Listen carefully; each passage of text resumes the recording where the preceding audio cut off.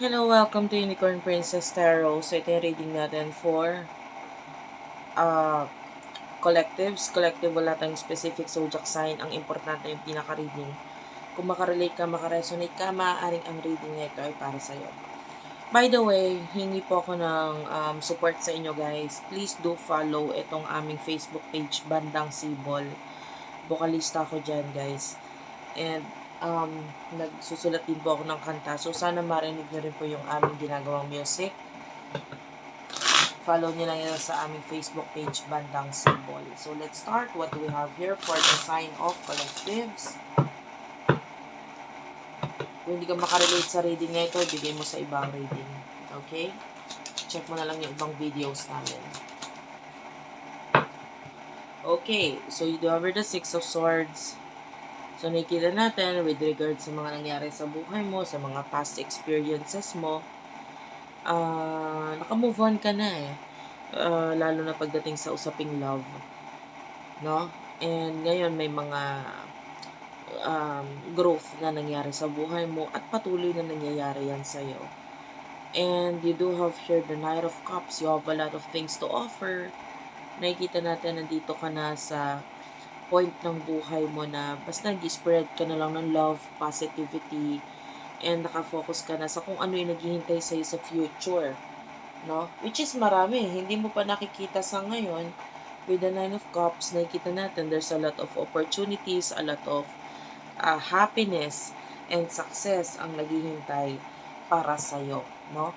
And you are ready to accept kung ano man yan na ibibigay sa'yo. Kasi nakaget through ka na or nalagpasan mo na itong sitwasyon sa buhay mo na akala mo noon mahirap, masakit, pero nakikita natin yung positive mindset mo na ngayon. So, kahit ano pang iba to sa'yo ngayon, kayang-kaya mo na itong harapin ngayon. So, sino yung person na kakonect mo pagdating sa love for the sign of collectives, please? The Hermit is here. Six of Pentacles. Nakikita natin itong person na is currently looking for you. This is Virgo, Taurus, Capricorn energy. So, hindi niya kasi makuha ngayon sa mga bagay sa paligid niya yung happiness at yung mga bagay na feeling niya makakapagpasaya sa kanya. So, may person na looking for you, like looking for his or her home, which is ikaw yun. Nakikita natin itong person na to as looking for comfort. O pwedeng hindi siya komportable, hindi siya masaya kung nasaan siya ngayon. Kahit ano pang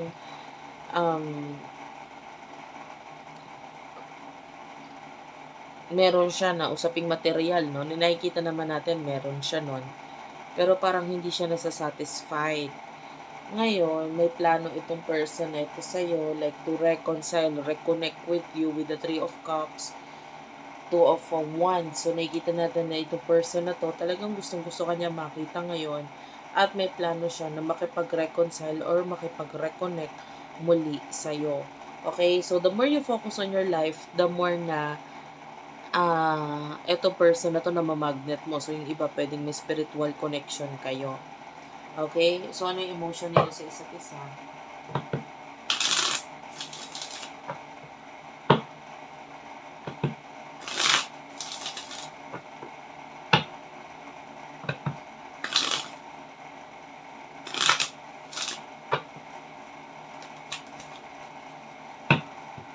You do over the Empress, see? So, nakikita natin, nag-focus ka talaga sa self-love eh. Ngayon, natutunan mo na kung paano maging masaya sa sarili mo na parang in the past, akala mo yung happiness na ito, makikita mo sa person na ito. Pero ngayon natutunan mo, hindi, kaya ko naman maging masaya kahit wala tong taong to eh. So, yung iba sa inyo talaga naka-move on na, okay ka na. So, with the Three of Wands, so, may mga gusto kang marating ngayon sa buhay mo. Na pwedeng, ito yung pinag-focusan mo, no? Kaya mo ginagawa yung mga bagay na ginagawa mo ngayon kasi gusto mo may marating. No? Hindi ka naman mag-aaksaya ng oras, ng panahon, dyan sa mga bagay na yan, kung hindi mo nakikitaan ito ng potential na in the future, may ibabalik naman sa'yo ito. Okay? So, yeah, you are focusing on your dreams, goals, you're taking the risk, no? And tell me about this person na kakonect mo.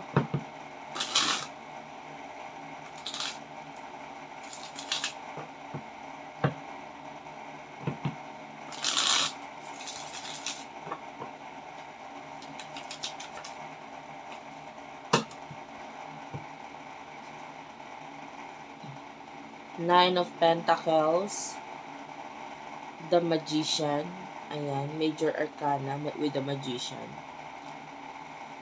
I feel like itong person na to, hindi siya completely nagiging honest sa kung ano yung intention niya or pagkagusto niya sa'yo. Pero nakikita natin kung gaano siya nag-a-admire. Parang sa ngayon nga, tingin niya hindi ka niya ma-reach sa kung ano man yung mga accomplishments mo sa buhay. Walang-wala yung mga narating niya parang nahihiya pa nga siya na eto lang yung narating ko, samantalang ikaw ganyan na, ganto ganyan. But I feel like meron din naman siyang mapapatunayan. Pero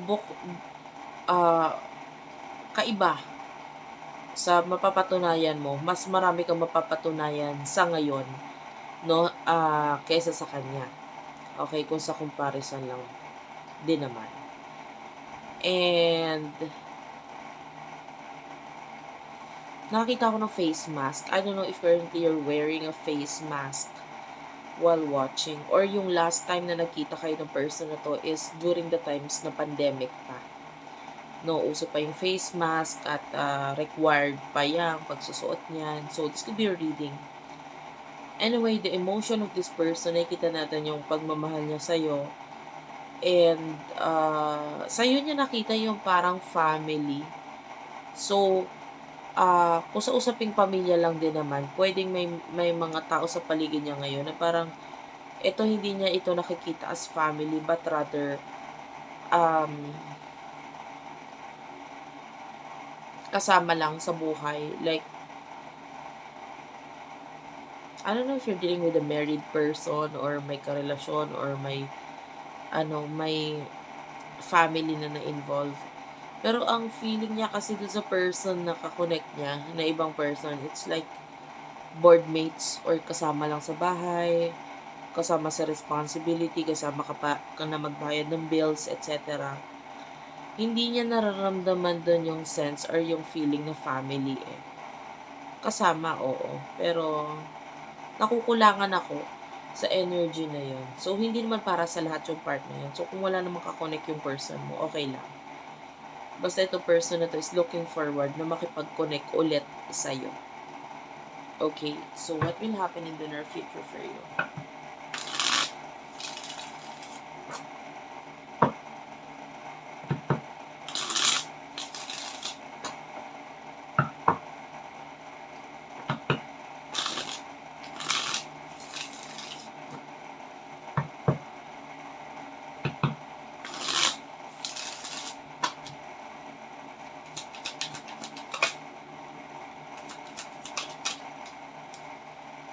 In the near future, you do over the Strength card. This is Leo energy. And the Six of Cups.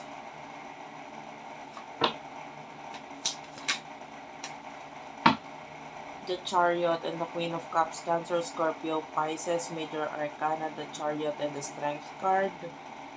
Okay, in the future, someone is going to talk to you. May makikipag-usap sa'yo and will try to